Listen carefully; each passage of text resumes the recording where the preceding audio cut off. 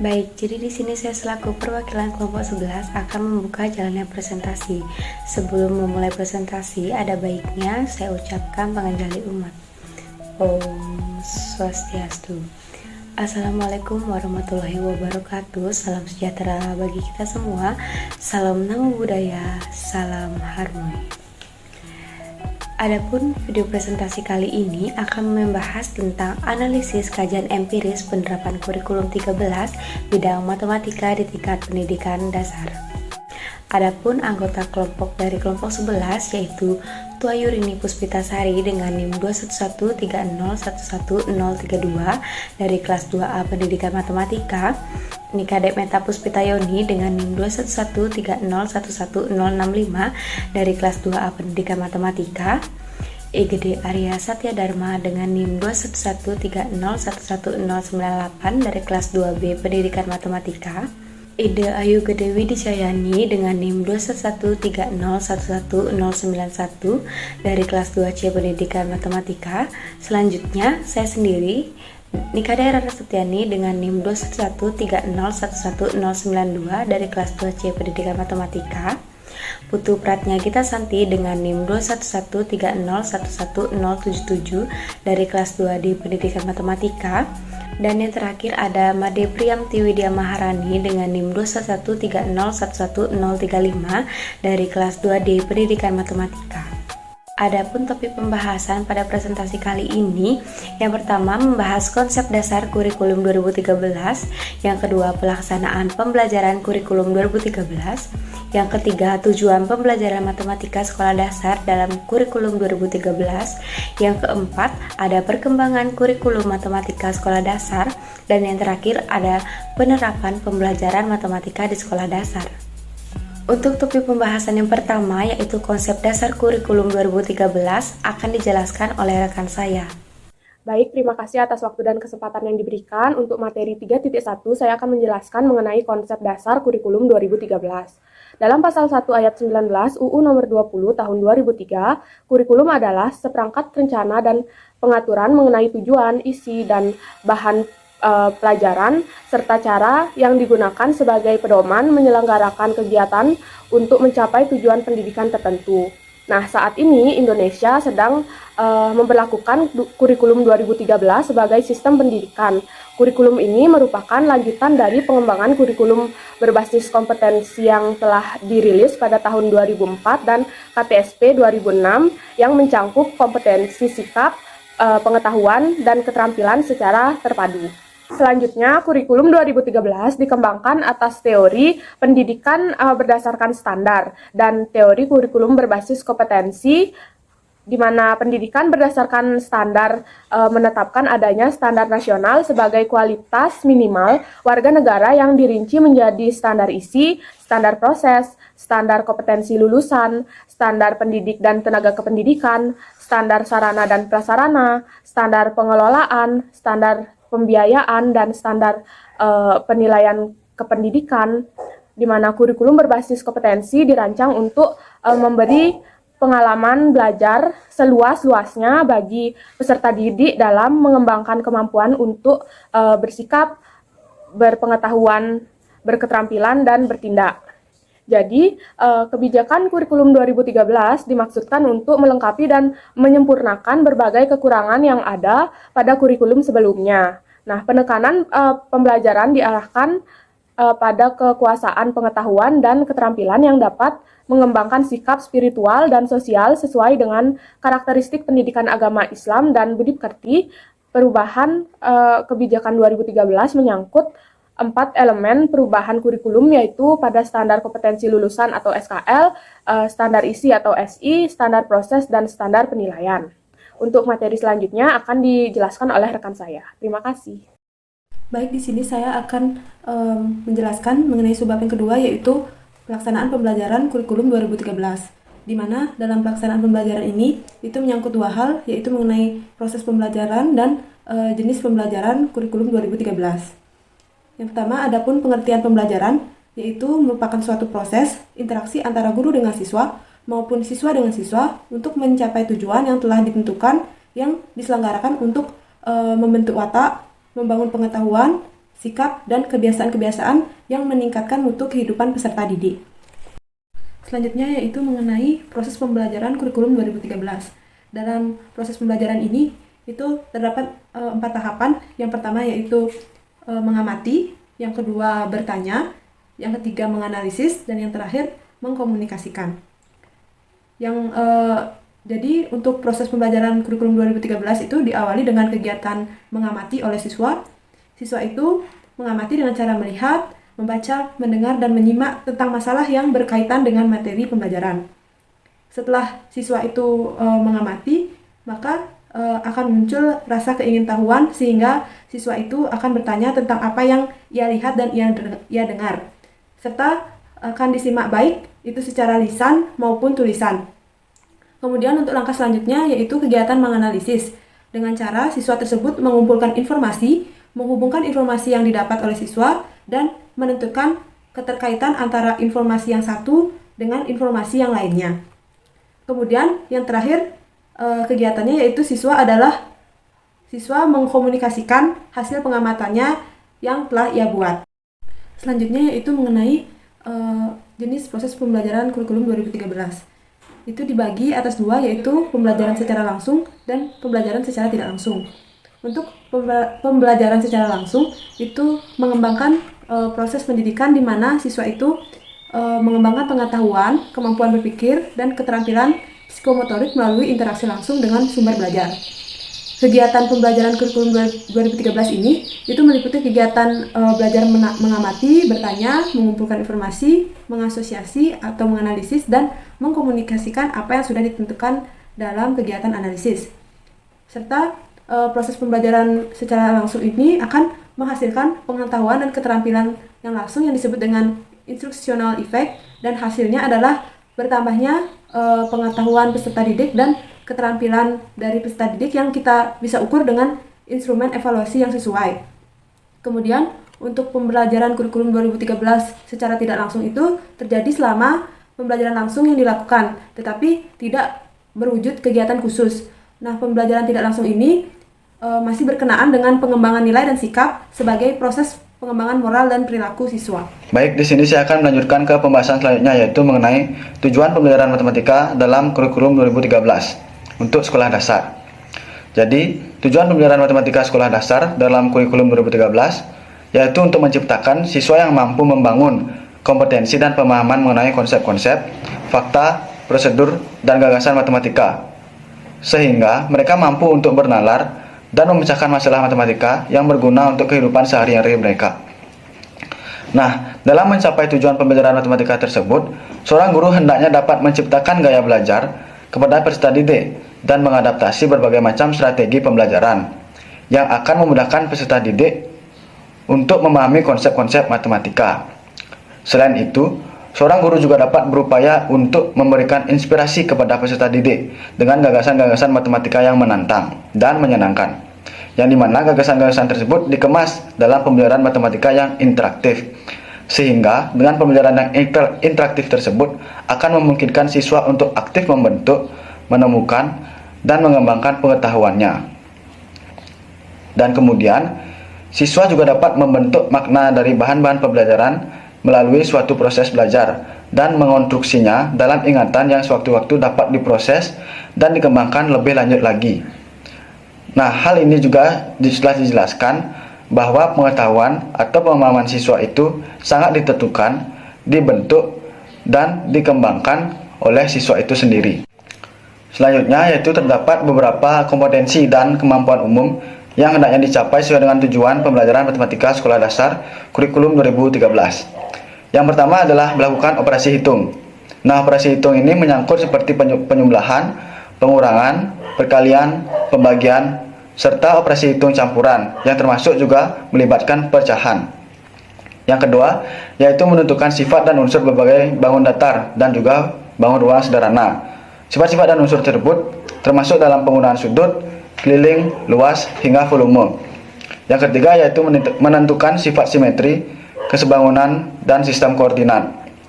Yang keempat, yaitu menggunakan pengukuran, yang dimana menyangkut seperti satuan, kesetaraan antar satuan, dan penaksiran pengukuran. Yang kelima yaitu menentukan dan menafsirkan data sederhana. Data-data ini menyangkut seperti ukuran tertinggi, ukuran terendah, rata-rata, modus atau nilai yang sering muncul, mengumpulkan dan menyajikan data. Yang selanjutnya yang terakhir adalah memecahkan masalah, melakukan penalaran, dan mengomunikasikan gagasan secara matematika. Baik, perkenalkan nama saya Made Priamti Yudia Maharani dengan NIM 21130111035 dari kelas 2D Pendidikan Matematika. Nah, di sini saya akan melanjutkan penjelasan dari teman saya, yaitu mengenai perkembangan kurikulum matematika sekolah dasar. Nah, kurikulum di Indonesia mengalami beberapa kali perubahan serta perkembangan demi meningkatkan mutu pendidikan di Indonesia. Berikut kurikulum yang pernah ada di Indonesia, diantaranya yang pertama, ada kurikulum tahun 1968.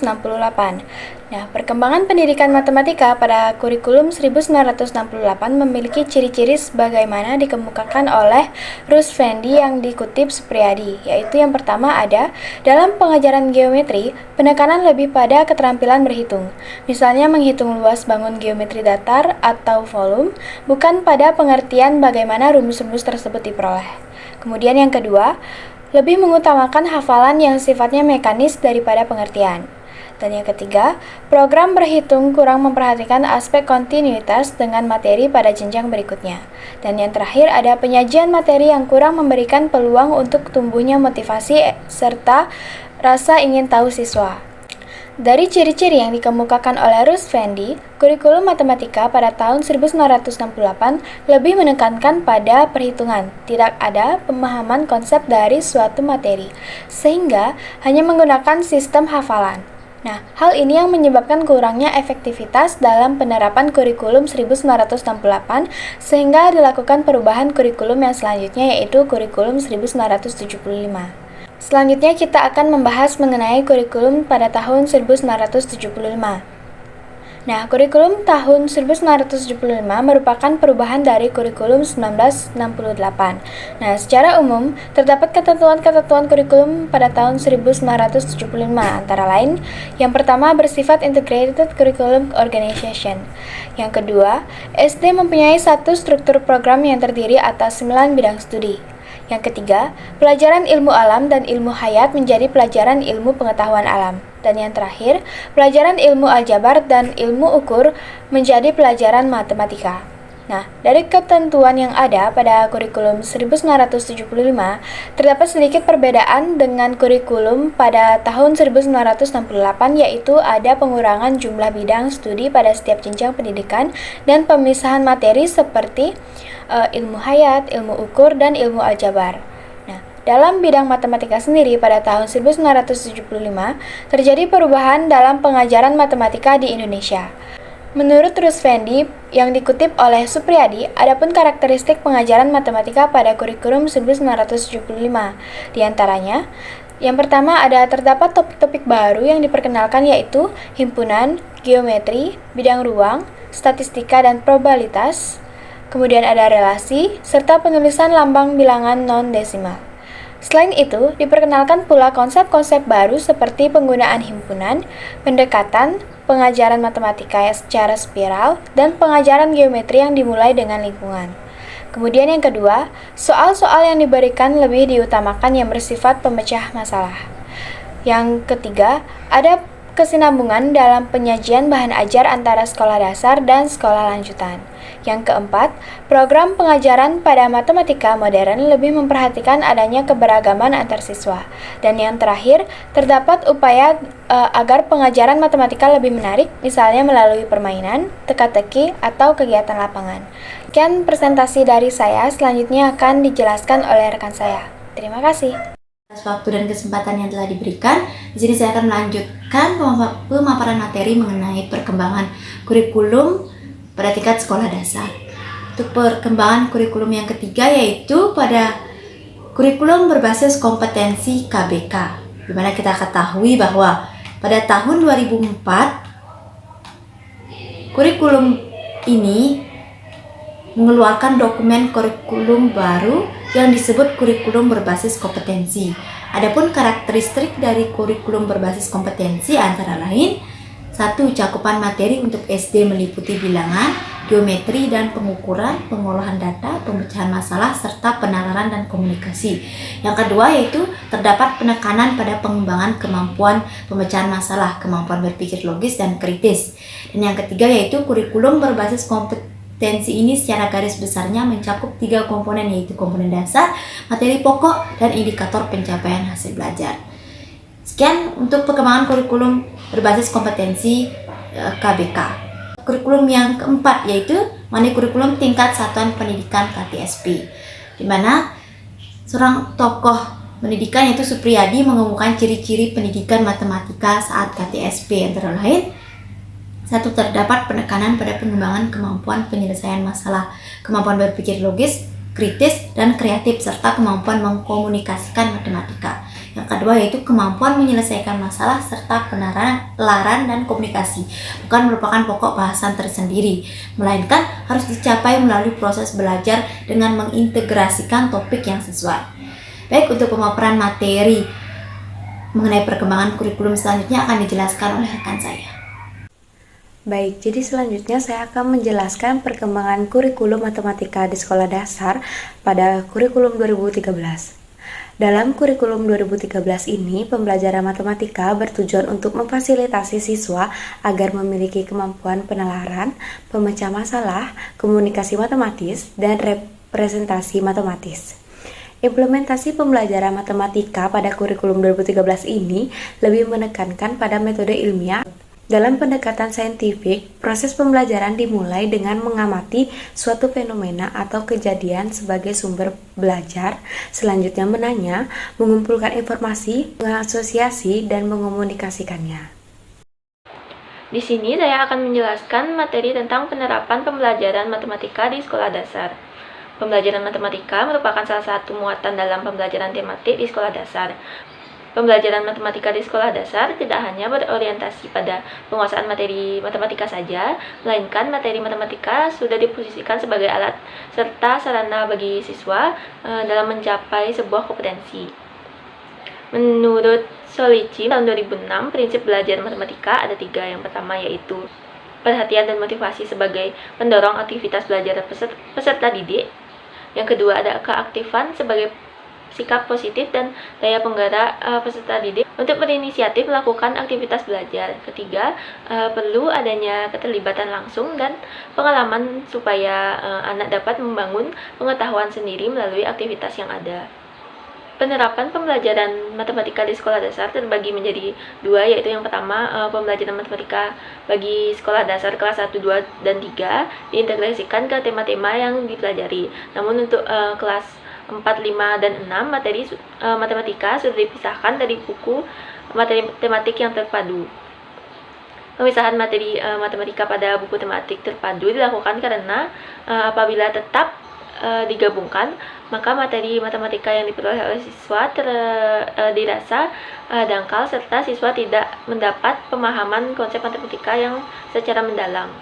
Pembelajaran matematika pada dasarnya memiliki karakteristik yang abstrak serta konsep dan prinsip yang berjenjang. Hal ini menyebabkan banyak siswa yang merasa kesulitan dalam pembelajaran matematika.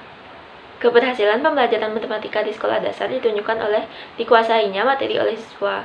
Guru memegang peran dan kedudukan yang penting dalam melaksanakan proses pendidikan. Guru dituntut untuk menguasai dan mengembangkan metode untuk proses pembelajaran yang disesuaikan dengan karakteristik mata pelajaran agar proses pembelajaran dapat dilaksanakan dengan efektif. Sekian penjelasan materi dari kelompok 11. Adapun kesimpulan materi yang dapat saya sampaikan adalah pada bidang matematika merupakan media atau sarana siswa dalam mencapai kompetensi.